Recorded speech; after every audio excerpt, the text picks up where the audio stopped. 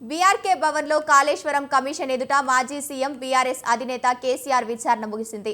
ఆయన్ను PC Ghosh commission దాదాపు 50 నిమిషాల పాటు విచారించింది. కాళేశ్వరం ప్రాజెక్టుకు సంబంధించి పలు ప్రశ్నలను సంధించింది. 115వ సాక్షిగా ఆయన్ను విచారించింది.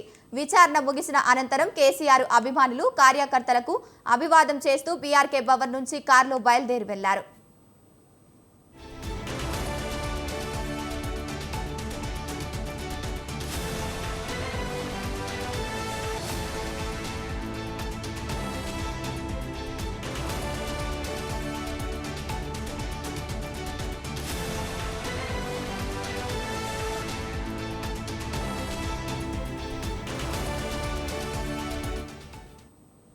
విచారణ సందర్భంగా కేసీఆర్ ను కాళేశ్వరం కమిషన్ 18 ప్రశ్నలు అడిగింది.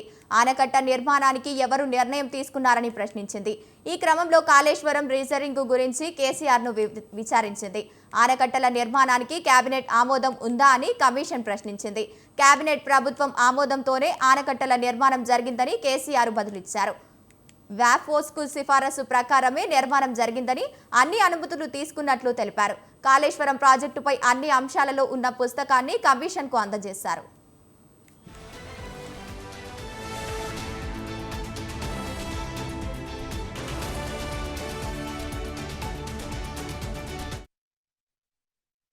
ఇంతకంటే ఎక్కువ తెలివితేటలు ఉంటాయని నేను అనుకోను.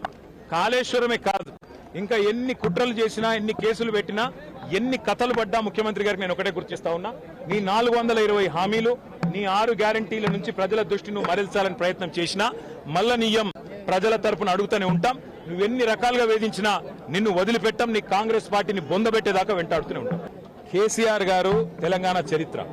కేసీఆర్ ను ఇవాళ పిలిచి అది కూడా ఇరిగేషన్ గురించి మాట్లాడటము అంటే ఇది హనుమంతుడి ముందు కుప్పిగంతులు లాంటివి.